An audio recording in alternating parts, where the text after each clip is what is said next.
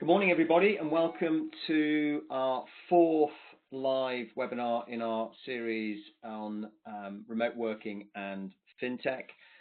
This all stemmed from a paper that we published, seems like an age ago now, where we went to the great and the good of the fintech world in the industry, as you can see from this slide, bottom left. And we had a great response on how technology suppliers can help and support advisor and planner and wealth management firms through what is unprecedented times with the current pandemic that we are facing. So that paper hopefully has been downloaded by a lot of you. If not, I'll give the details a bit later on for you to download it and have a read. It's got lots of good insights into how technology can help as an enabler platform so that you can ensure that you keep the business running and everything is shipshape for you as we come out of the pandemic. What we want to do on these webinars really is just get a better idea of understanding really where firms are, what firms are facing, and what challenges are coming along your way. And we have a chat function on this, which you'll be able to see on your icons at the top of your page.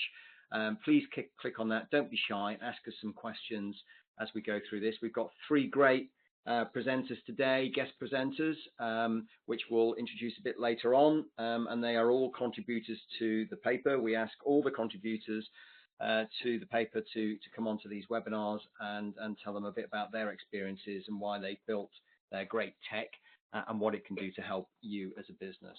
As you can see on this screen, really, if you're struggling on audio, you won't be able to hear me, but I put on the chat the conference line and the ID number as well. So hopefully you'll be able to get onto that and hear my dulcet tones.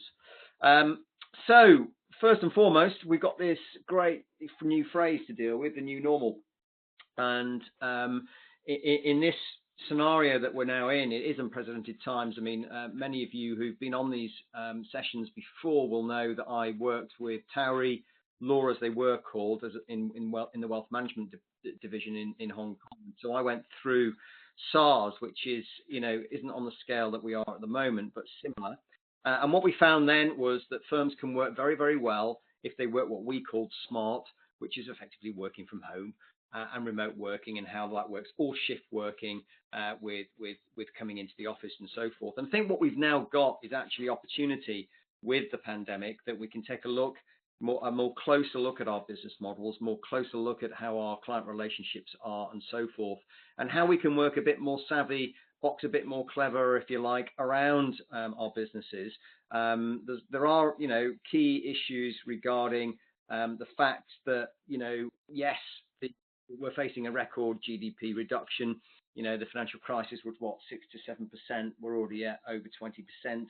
But at the end of the day, I still believe that we are going to be able to actually build better businesses going forward. I'm sure many of you heard the phrase "Build Back Better" campaigns that are out there spinning around from politics, education to business. So I think there's good news if we're applying the right strategy and tools so that we can manage these black swan events that we are currently experiencing at the moment. The FCA certainly will encourage you at all times to take a look at operational resilience and financial resilience. Many of you may have received the questionnaire that was produced by the regulator very recently on financial resilience. Now, whether that is a good or bad thing, or it remains to be seen. But at the end of the day, it's probably the FCA, to be honest, saying that they've done something in and around this area. But if you look back at their business plan in 19 to 20, a lot of these issues you can see on your screen are highly relevant now in this pandemic, and we need to ensure that we have our operations are very secure, they are streamlined, and everybody's aligned in the right way to make sure our businesses can come through the other side. So from that scenario, we've got to look at things like management speak, I suppose, but impact tolerances across the business. We've got to look at mapping the people, the processes, the technology, making sure it all works. making sure we've done the right due diligence on all this area as well. And that's where, as we'll see, the technology that we'll talk about today, we're going to talk a little bit about our latest upgrade on our system, on our RegTech system, Model Office. So that will give you an example of how that can help you, particularly around operational resilience areas and financial resilience. So the FCA are very keen. Most importantly, the world that we live in at Model Office is all about GRC, governance, risk, compliance. And here what we're looking at is the FCA's definition of risk management. And it really is all about identifying the main risks to the objectives as they arise. We've got to look at the unknown unknowns, which is certainly where we are with the pandemic. Who'd have known, this time last year that this is what we will be facing. Measure the importance of the risk. Make sure you're mitigating the risks where possible and monitoring them at all times. And technology can certainly help with that, as we'll see. You've also got the FCA very much focused on themselves and how they can help. And they are obviously interested, as we talked about, regarding financial and operational resilience in the sense of your capital and your liquidity buffers. So really that's all the financial resilience aspects there. But really they are encouraging firms to plan strategically ahead and also looking at themselves and how they can help. So for example, flexibility over client ID is one area that they've looked at, which is of interest. And in relation to wet signatures, did you know that actually the FCA never really required a wet signature in their agreements? Their rules just apply to durable mediums, client best interest rule, the COBS 2.1.1R, I think that's Rory Percival's favourite rule, or one of them, plus fair, clear and not misleading rule, which is the COBS 4.2.1R, when electronic signatures are used. So I would encourage all of you to take a look at this area. In that paper that I've just talked about, there is a whole section on other technologies that can help, and other tools that can help, and there are e-signature tools in there that you can download and have a look at. We're agnostic on other technology, but at the end of the day, we're not pushing any other technology. What we are doing is just raising awareness for what is out there from that side of things. They've also looked, thankfully, at the MiFID II, or looking at the MiFID II 10% depreciation notification, which in our view should be retired a long time ago, but at the end of the day, that is being looked at, and there has been flexibility around that for advisor firms in reporting to clients once. And also the senior manager certification regime comes into focus. I wrote an article for Professional Advisor recently on that, and that really is looking at roles, responsibilities in your business. If you're a bigger business, then the SMF 24 is the operational resilience role, which will obviously come into play. But you've also got the SMF ones, and senior relevant individuals who are taking care of, for example, key workers, and how all that works at the moment, with schools now beginning to reopen as well, and obviously schools having to stay open for key workers, children's education and support needs. Resilience testing, we would invite you all to really take a look at this. It's in the rule books anyway, principles 2.1.13R and CISC 3.1.1R. Is really all about roles, responsibilities, management, systems, controls, and a lot of firms think, well, this is for the banks, surely, but it's not. At the end of the day, you're all running robust business models, professional business models. We want to ensure that that's sustainable. So therefore, you need to take a close look at your own cash flows, your own systems and controls, operations, and so forth. And the way that we encourage firms at Model Office to do that is really to take a look at how resilient, how sustainable is the model at the moment. Looking at continuity planning, looking at recovery as we are at the moment, as hopefully lockdown continues to be eased and we move back to previous ways of working as much as we can, and God forbid, but if there's any resolution that we have to wind down a firm, then that is meeting all the rules and regulations that apply. So really what we're looking at here is your boards, how everybody is making decisions, is it recorded, looking at issues like business continuity planning, recovery planning, your centralized investment proposition, research and due diligence processes, all the way through to risk registers, conflict of interest policies, data security, remuneration policy, and best execution policies. So again, what we want you to do as a business is ensure that you're on the money, you've got the finger on the pulse on it, so to speak, and that's what our technology can certainly help you do. When we look at operations mapping, again, here we're very interested in ensuring that firms' systems and controls are set in a way that that everything is supported and everything is compliant. Because at the end of the day, there's three key areas here. There's the business compliance, there's the compliance related to the client relationships that you've worked hard to build, and there's also the areas around looking at the market risks that you need to face as we come out of this crisis. So mapping all that out is important. One area that I'd like to focus on today is looking at outsourcing. We still see that as a big risk for firms. And outsourcing in particular, everybody outsources. Is a great business strategy to use. So I'm sure many of you outsource, to fund management businesses and organizations. For example, you might outsource to paraplanners.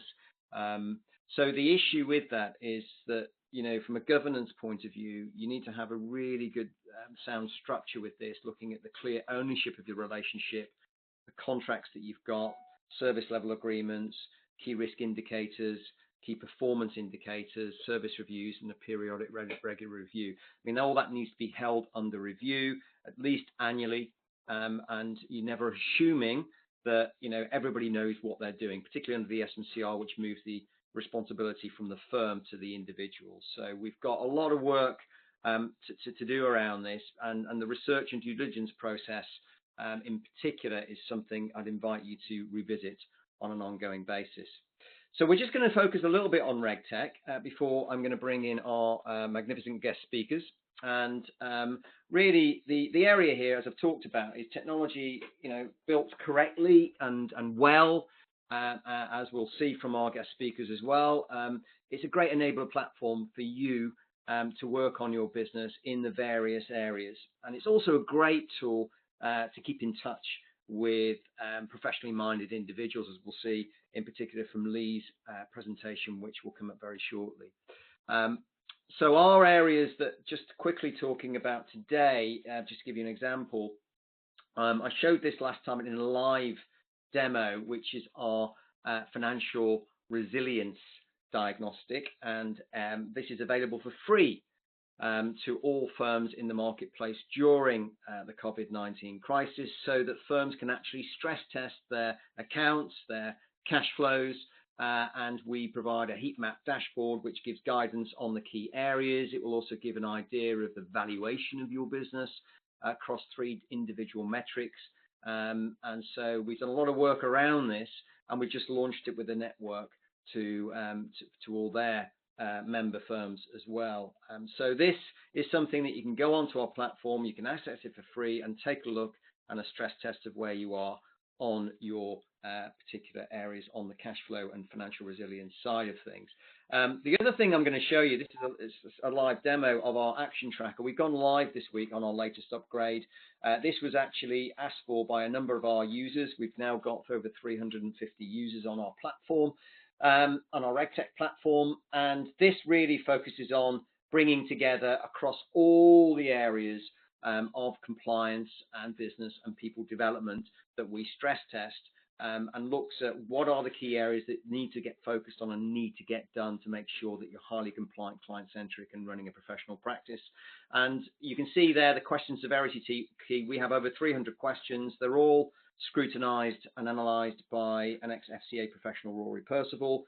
He's actually RAG rated them, as you can see at the top here: high risk, rule breach, medium risk, and low risk.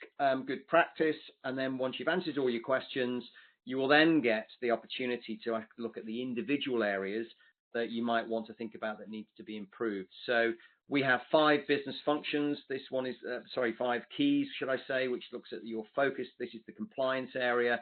And this is just an example providing you on looking at one example of that you've got a bona fide strategic plan.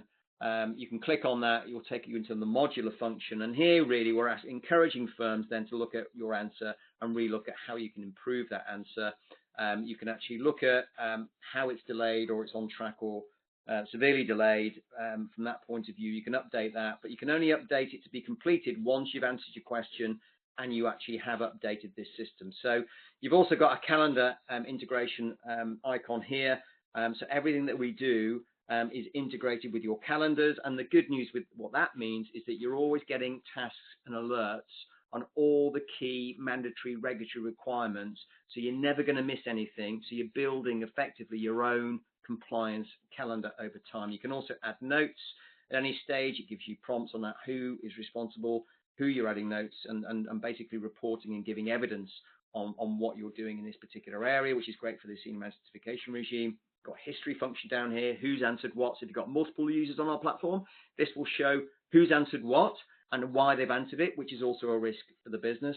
So all you do then is you update your answer to the required level. Once you've done that and it's updated, you should then be able to, there you go, answer it completed, and then move back, and then that is completed and that has disappeared, which is great news. And you can take a look at the completed function there. It's appeared there, and it's all done. So there you go. There's our action tracker that has just been released. We've got a video on it, on our training video on our RegTech channel, which we'll be sending out to you after this session. So that's us. I'm now going to move on swiftly to Lee Robertson. Lee, I've known not for that long actually. I met Lee for the first time at the CISI conference last year. He impressed me with his credentials and what he is doing in the world of OntoMembers. He's the founder behind the system that he will present, and the idea with it is that he founded it with I think it was Andy Brown, with the simple idea to being able to engage with professionals across the financial services industry and showcasing best thinking practices, with the ultimate aim of improving outcomes for all. I've also been delighted to have been invited by Lee on a regular occurrence now on a Wednesday night into his virtual pub, where I've enjoyed certainly sitting in the chair as well and presenting on operational resilience. So I'm now going to open up to Lee, and if we can find Lee, and then we can open up and let him present to you all the information about OntoMembers. So I'm just unmuting you, Lee. Hey, Lee, can you hear me?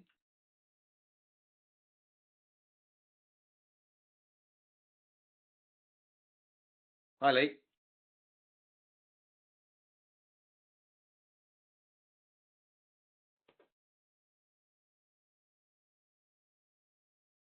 You were speaking earlier on. Lee, can you hear me?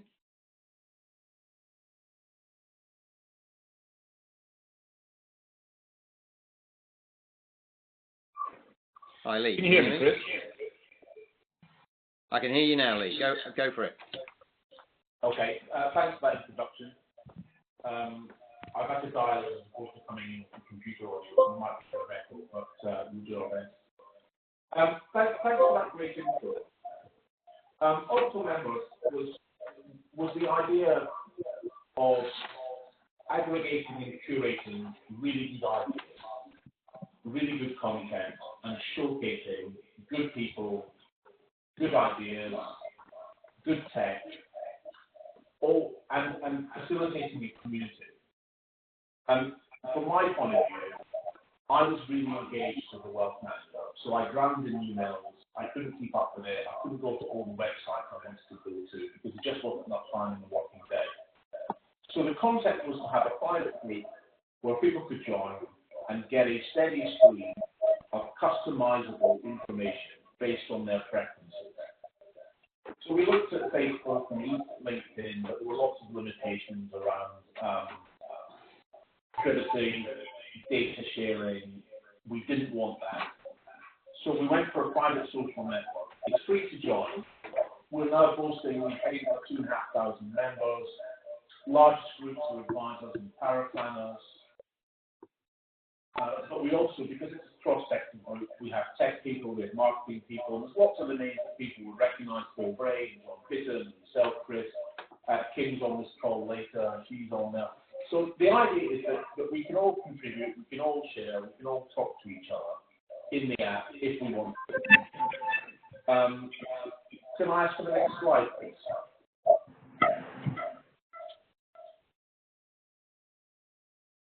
Yeah, so the things we wanted to do was keep away from the pop-ups, the ads, the nicknames, the bad behaviour. So we have a code of conduct. We only publish contextual, timely, and actionable content. Not everything will appeal to everyone, but that's okay. You can filter out what you don't like.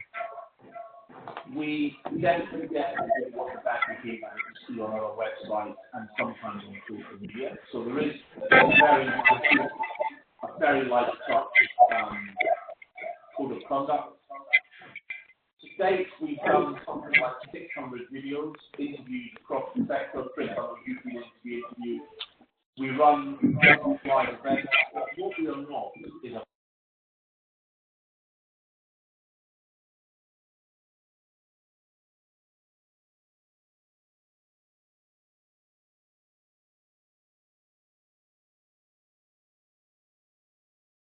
Hi Lee, we just muted you. I've just unmuted you. Sorry, your sound isn't great. So I'm just wondering, has that worked? Can you hear us?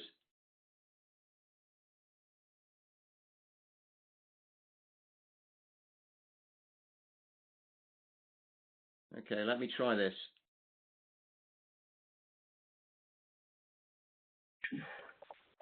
Can you hear me? I can hear you now, Lee. Unfortunately, I'm having to unmute everyone to get to hear you. So if you can just get a bit closer to the to your speaker, that'd be great. Is that better? Yeah, perfect. All right, sorry. It's because we're in on two systems. So in effect, it's a member-driven community. The community is what members want it to be. Members, they can customize what they see, what they watch, what they listen to. We've done something like 600 videos and podcasts. We've done interviews. Chris, you've been in for an interview. Kim's on the call. We've had people in from Apricity, the Verve Group. We are constantly publishing good stuff for advisors, particularly. Rory Percival's just done an interview on DB transfers, and we did a video with him which went live this week. We've got another webinar coming up with him. The idea is, very simply, that we can strip out a lot of the commercial interest of the publishers and just focus in on what's important, I think, to the community. So we curate and aggregate other people's content to help them find it, because we can't all go to hundreds of websites. We're a million miles away from publishing things like fun fact sheets. We just don't care about fun fact sheets and stuff like that. Lots and lots of short articles that really, really help. For instance, we had one up this morning from Phil Bray at the Yardstick talking about awards entries. And it's just becoming a huge resource, we hope, of actionable, helpful, timely content. CPD is now available. We've got live virtual events going on from pub chat to next week. We've got a roundtable talking about is active management even worth it anymore. There's all sorts of stuff going on. Could I have the next slide, please?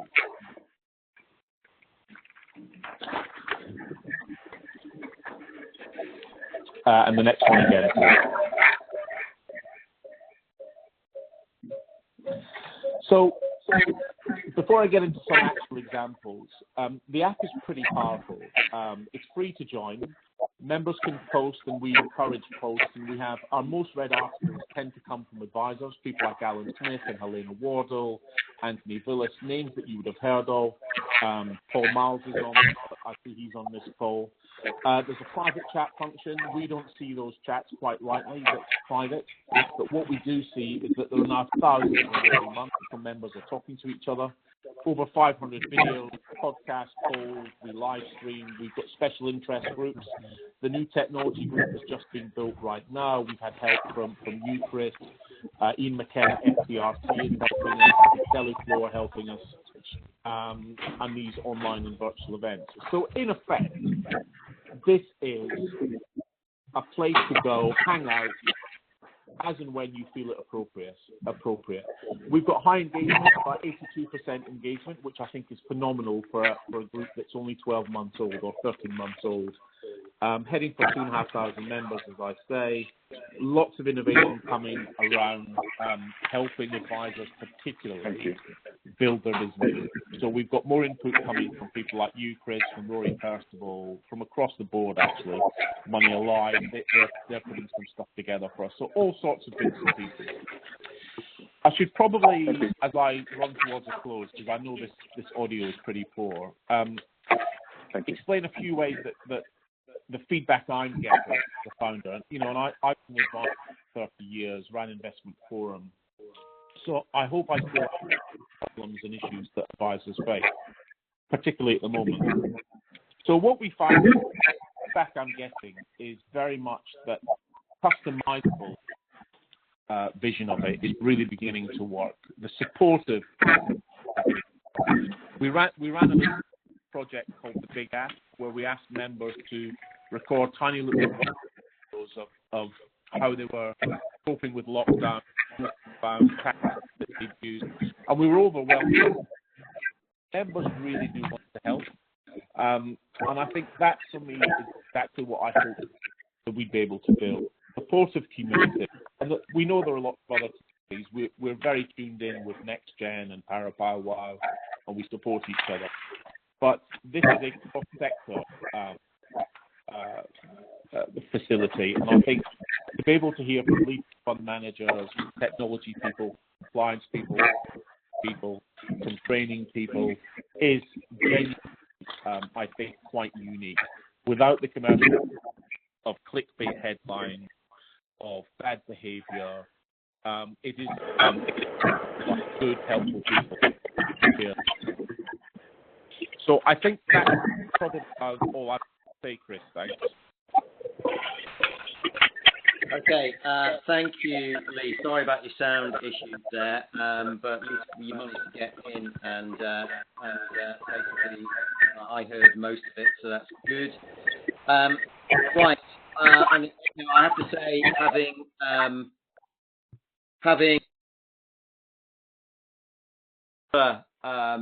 providers of networking technology in the marketplace that I've seen, Octo are way and above the best that I've seen, and the community. It's all about the community at the end of the day, and I've invited all of you to get engaged with the Octo community, because it really is something that is needed. It's a very lonely space at this moment in time if we're all remote working or part working into offices now and so forth, and it can be a lonely job. I used to be an IFA. I was a wealth manager for 10 years, and it can be a very lonely job. So at the end of the day, I think I highly commend what Lee and the team have done at Octo.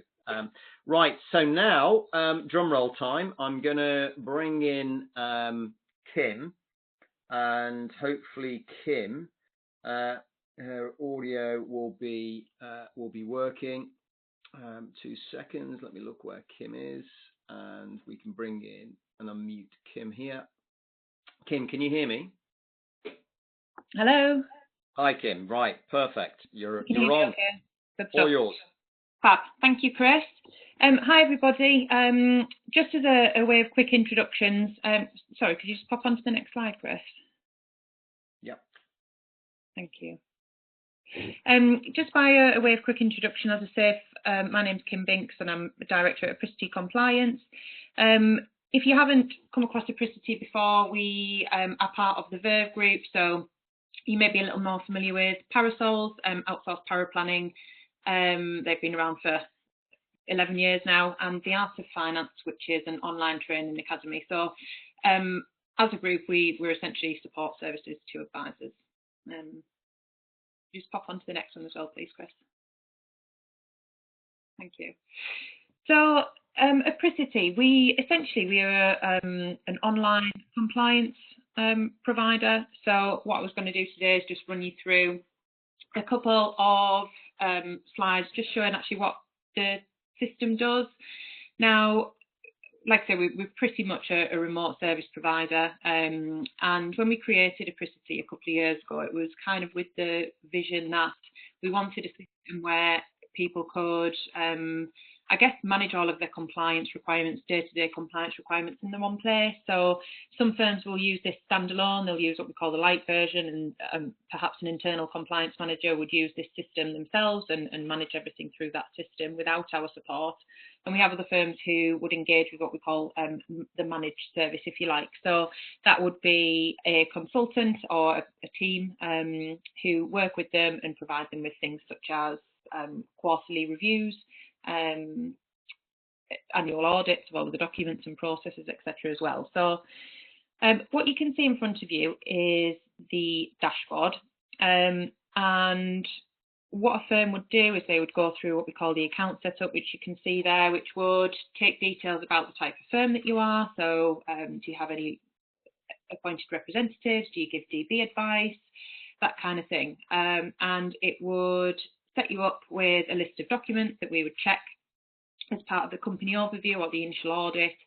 And also there's a section within the account setup where you can add all the members of your team on there and also put in key dates. So things such as when your PI is up for renewal, although I don't think anybody's going to forget when PI is up for renewal at the minute.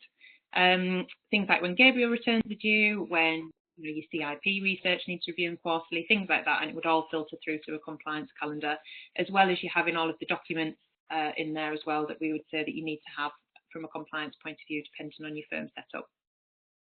So the account would then be set up to the user, and from then on they can go and actually just use the system to manage day-to-day compliance tasks as well. Would you mind popping through to the next slide, please?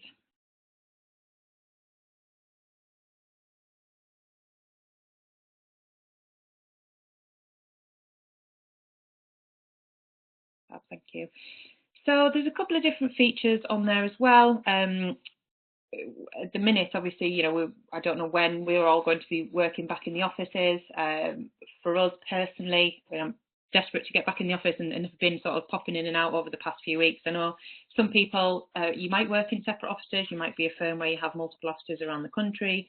And some firms who I've been speaking to sort of, it's perhaps even January that, they're thinking it's not going to be this year when they're back. So there's a training section on here for each advisor or each user that's on the system. And as a compliance manager, actually what's been really useful over the past few months is compliance managers using this to monitor the CPD and the training that their team are doing. You can probably just see down right at the bottom of the screen that there's annual testing built in there. So money laundering, bribery and corruption, complaints, conduct rules and senior manager conduct rules trainings all built into the system. And if you are a supervisor, actually you can have a look at your team's individual training dashboard. You can set dates for when all of the tests are due, so they'll get a reminder annually of when the training is due. They can log their CPD through the system, and as well as a compliance manager or as a lead user, you can set alerts in the system as well. So actually, if someone's not on top of their CPD, no one's logging CPD, then you can get an alert and give them a gentle reminder. Which especially now, at this time with everybody being all over the place, it's just a great way of actually seeing what's happening within your team. There's manual testing there as well, which is essentially testing your core level 4 knowledge. Sorry, next one as well, please, Chris.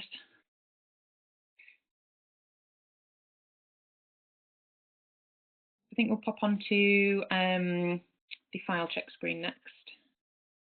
Yeah, fab.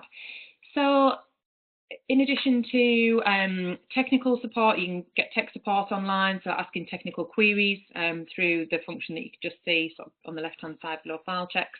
You can also submit your file checks online as well. Now, the functions that we have in here, a user could add internal file checks. We have some clients who they'll do some of their own internal file checks. A compliance manager or someone would do that, and then they would outsource a portion to us. So you can actually add internal file checks, and also it's a record of all the feedback that you've had from us. So you'll just see there that you can actually pull off a report to see perhaps over the past quarter what grades that particular advisor has been getting on a certain type of file or different areas of advice. You'll see as well it's just sort of cut off slightly, but we grade files in sort of 3 different areas. So suitability and disclosure based on the FCA's check-in, and also the process as well of getting to know your client. Next one, please, Chris.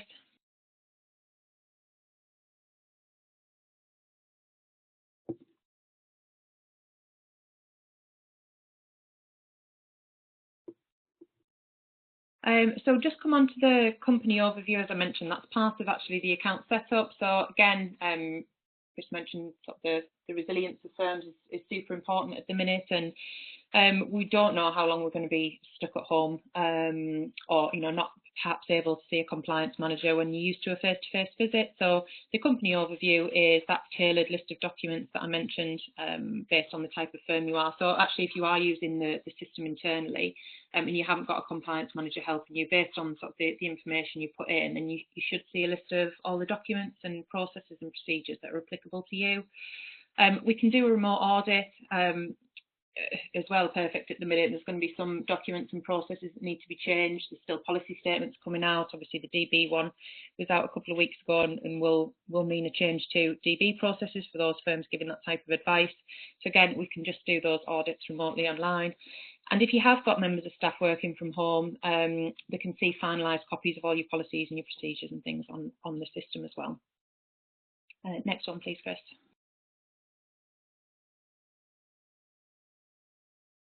Finally, I think we're just going to come on to the knowledge base, which is essentially a document library where you've got all your templates, your guides.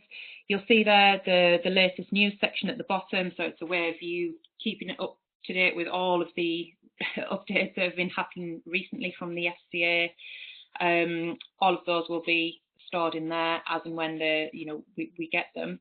And there's a training section as well. It's full of all online CPD, some of it created ourselves, some of it that we get from third-party providers. And any of the training, actually, when we looked at that previous screen, the My Training screen, where everyone had their own individual T&C dashboard, any training that's done from that section, any of the videos that are watched, and just sort of click a button and it automatically logs in your advisor's T&C section as well as unstructured CPD. Fab, I think that's about it actually, Chris. Just want to pop through to the next one. So just in summary, I mean, obviously I can't click through the separate areas, but you've pretty much got everything that you need within the one system. Documents and templates, full online support, you can manage your team, and the option of personal consultant support as well if you need the extra helping hand. Well, I think that's about it from me. Thank you very much, Chris.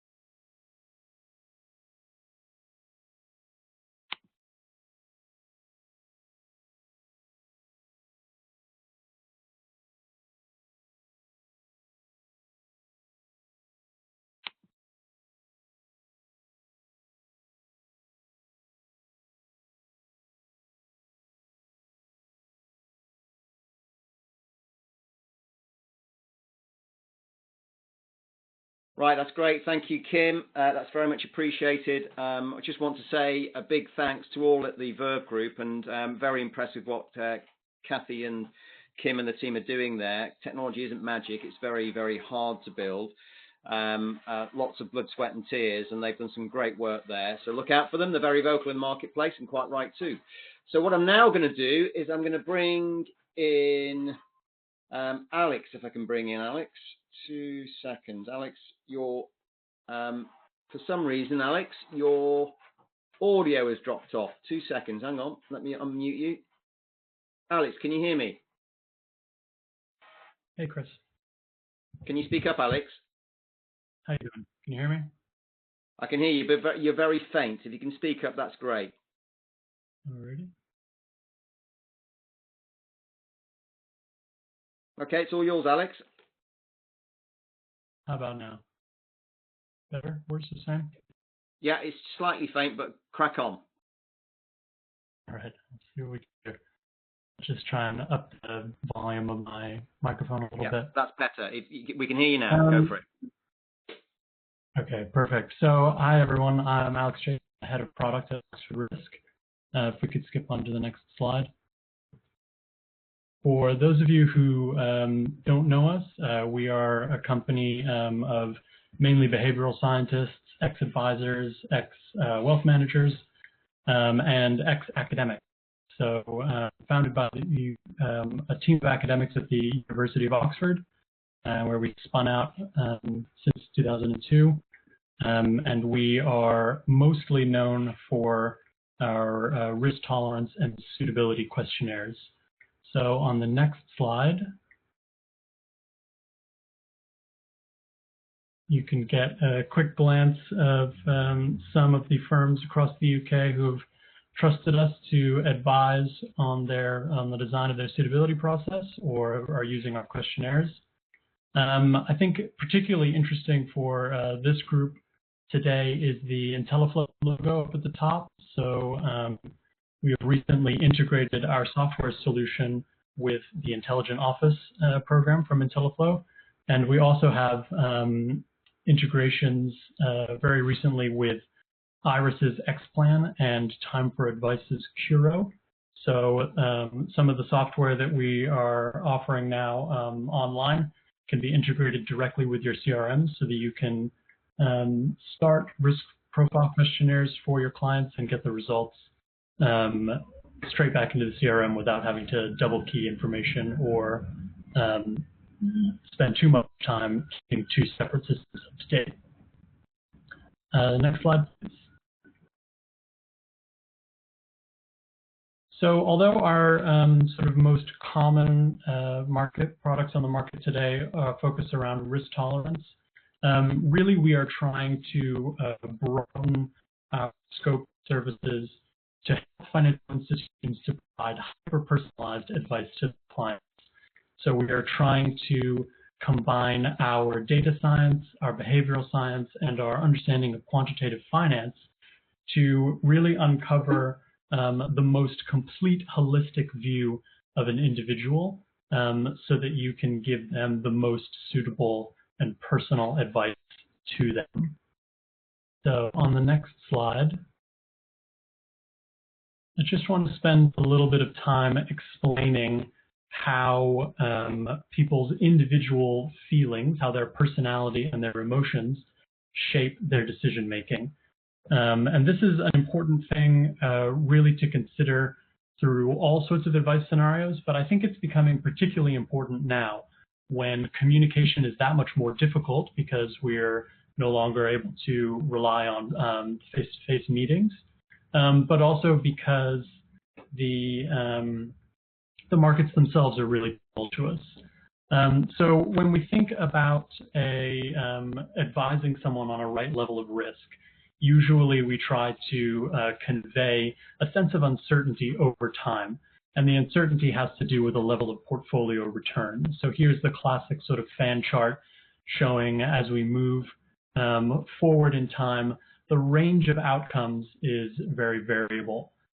We expect to be able to say that your portfolio will grow according to the heavy dashed line in the middle, which is the sort of most frequent or the expected outcome. And we assume it'll be somewhere in between the other two thin dotted lines. On the next slide, though, please, Chris. And if you click 3 times just to, sorry, my animations are maybe a bit gung-ho for today. So, but what we're actually selling to clients when we advise them to take an investment isn't this path of 3 straight lines or something in the middle of those straight lines. We're actually advising them to take paths that are much more volatile, much more prone to upward and downward swings. And so we're not only needing to advise them on the right level of uncertainty to accept at that endpoint, the sort of sideways bell curve, we also have to make sure that we're advising them into a journey that they are going to find comfortable, so that every swing up and swing down isn't going to force them to do the wrong thing. So on the next slide, please. I just want to take a little look at how individual and how personal these feelings are, because we think we can sometimes be lulled into the sense that there is only one optimal investment for a given person. If you know what someone's level of risk tolerance is, then there is one investment and one path that's right for them. But even in this small group who is with us today, I think we can demonstrate some pretty solid personal differences, individual differences. So these three lines show three hypothetical portfolios. And the important thing to note is that at the beginning on the left, they all start at the same value. And at the end on the right, they all end with the same value. The only difference is the path that you have to take to get there. So in black, you are just slowly but steadily increasing the value of your initial investment. In the blue, you see initial growth followed by a big loss and then a recovery. And then in this sort of orange, red, maybe brown on some screens, you're seeing an initial drop followed by a very big recovery and then a slightly smaller drop. So on the next slide, please. Usually when I show this slide, I like to ask for a show of hands, but obviously today that's not going to work. So just think about yourself, which one of those paths you would be most interested in following. And what your choice is actually reflects something about your own personal psychology. So if you were the kind of investor who would rather go for the orange, what you're probably experiencing is some variation on the house money effect. So the loss that you feel right at the end doesn't actually bother you that much because it's only losing the winnings. You're still up on where you were, where you started, and you're very much up compared to the early fall that you felt. I would say that if I had to guess, almost all of you will be very happy to accept the black line. And this is a sort of a classic loss aversion case where you would rather just experience the slow and steady if it meant that you never had to experience a loss. So you'd be perfectly happy foregoing potential upswings because you're sparing yourself the pain of any potential downswings. And finally, if you're a gray type investor, if you like that sort of gray blue line, what you're really feeling here is the effect of recency bias. So you are only paying attention to that most recent dip and the fact that you had a very long, very good recovery after that dip. It doesn't really matter that you were previously much higher than you are today. What matters is that you've recovered from the most recent loss. So on the next slide, please. If we just dip into one of those sort of boom and bust cycles, the types of emotion that an investor is experiencing is sort of oversimplified on this one graph. So at the beginning of the chart, we can see that a lot of emotions might be encouraging someone to invest less than they should, to sort of keep some cash on the sidelines because they're reluctant to put too much of their wealth at risk.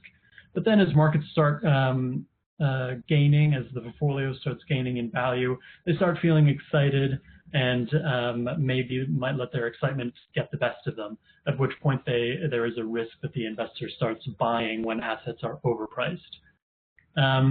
When we sort of see this maybe a regression to the mean, the slight dip, you might get a bit of initial denial, the fear, the desperation, and finally, if things really start going bad, you might see a capitulation where people start selling off those assets just to go for the apparent safety of other asset types like cash. And finally, during the recovery, you might see a little apathy, indifference, and finally some reluctance, and we start the cycle right back at the beginning. And this sort of tendency to let our emotions get the best of us actually translates into real losses in terms of what the normal benchmark would return. So I'm sure a lot of you have come across the concept of the behavior gap before, where the little things that we do to buy us emotional comfort in the short term cause us to forego around 3% of the returns that we could have experienced in a given year. So on the next slide, please. At Oxford Risk, we have tried to define a set of behavioral scales, questions that can be bundled together within the suitability process to uncover the types of behavioral biases or the key factors of financial personality that might lead someone to stray from the correct course from them. So, of course, in our normal risk tolerance questionnaire, we are psychometrically evaluating someone's willingness to trade off risk for reward over the long term. And mixed in with that questionnaire, we will pepper in questions about someone's composure, their tendency to get emotionally engaged with the short-term rises and falls in the value of their portfolio. Things like confidence, how comfortable they feel making decisions on their own. Impulsivity, whether you tend to look before you leap or shoot from the hip when it comes to making financial decisions, and a whole host of other traits. I'll just point out at the bottom that we've also recently invested questions that measure people's attitudes towards ESG and responsible investing, so that you can have deeper client conversations about the things that really matter to them. And our online tools try and combine this behavioral data with financial circumstances data and our behavioral user experience expertise to deliver these questionnaires in a digital-first medium. And the real value here is that you can gain very efficiently a deeper understanding of your clients, the sorts of things that you might have been able to understand through face-to-face conversations, picking up on the nuances of communication and body language, but that maybe you have trouble rolling out to some other advisors who are maybe less emotional intelligent, but also the sorts of the nuances that are that much harder to pick up on when you're in a digital-first video conferencing kind of world. So next slide. Just to summarize, we take our financial personality measurements, including risk tolerance and 14 additional dimensions up to, and we combine those with a thorough quantitative estimate of someone's financial circumstances, and we blend both of those together into what we call the Suitability Compass. And with this sort of enhanced suitability questionnaire, we're able to answer really relevant questions for clients, like how much risk they should be comfortable with over the long term, but also what level of risk they can afford to take given their circumstances and goals. We then adjust that measurement based on the behavioral biases that might derail their ability to stick to a given path. And we can uncover ways to incorporate people's passions into their investment portfolios. And finally, our knowledge and experience assessment efficiently and quickly measures whether someone has the required knowledge and experience to invest in what may be the most suitable profile for them.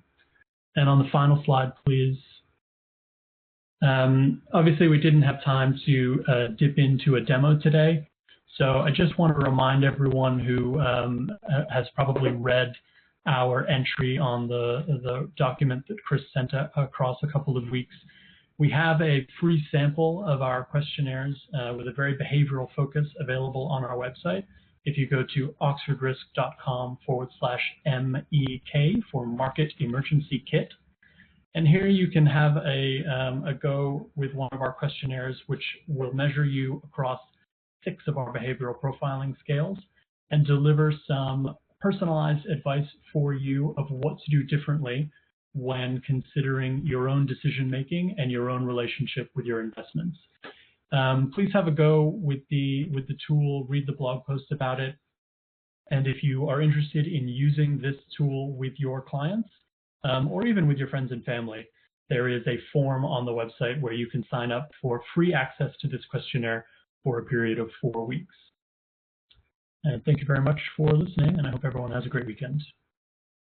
Thanks, Alex. That was great. And we like others on today's call, we've been following the good and the great at Oxford Risk. Greg Davies, I've known for many years now. One of my namesakes. My particular interest and background, academic background, is in behavioural science. We apply a lot of behavioural science to Model Office, and we can certainly see that the Oxford Risk team have worked hard in bringing a real state-of-the-art attitude to risk and capacity for loss technology to the marketplace. So again, all this information is in the paper that we have produced, which I talked about at the start of today, and you can download that paper on our website. I'll send the details out as well after this call, after this webinar, so you've got it. But the most important thing, I think, at this moment in time is that you are asking yourself and your team and colleagues and clients and any stakeholders in the business the right questions across what we call the 5 R's, which is the regulatory, the compliance areas, as you've heard from us and Kim and the team at Apricity, as well as the risks, the revenues, obviously with the focus from the FCA on cash flow and financial resilience. And again, we've made our financial resilience diagnostic completely free, so you're more than welcome to have a look at that. Details we'll send out. Reputation, at the end of the day, we're all running professional practices, and from adverse market effects that can affect our reputation at times. So, and we can be tarnished as well by others. You've got to look at the Woodford scandal, for example. So from that side of things, we've got to ensure that we really have the finger on the pulse for our risk management, our governance, our compliance, and our client relationships on an ongoing basis, which moves on to the retention, which is really not only looking at our staff within our business and making sure all their needs are catered for, but also our clients and stakeholders and so forth. We've also got lots of change. We've also got the Brexit risks that are coming down the line as well. So lots on our plates, but with good technologies, hopefully you've seen, you will be able to get the right technology to help you continue to build your businesses and see yourselves through this time. So we will certainly email this landing page to you, where if you haven't got this paper, you can download it and get more information on it. It's our most successful publication ever. We have, I think, around about 580 downloads so far. So that's great.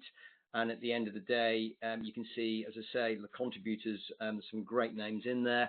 We will be running another one of these in next month, and we will be inviting some other contributors in. So in Teleflow, we may well ask again Lee and the team at Octo, given the audio experiences they had back in. And also we are looking at Presswood Truth software as well. So remains me to say, obviously, stay safe. We're not out of the woods yet.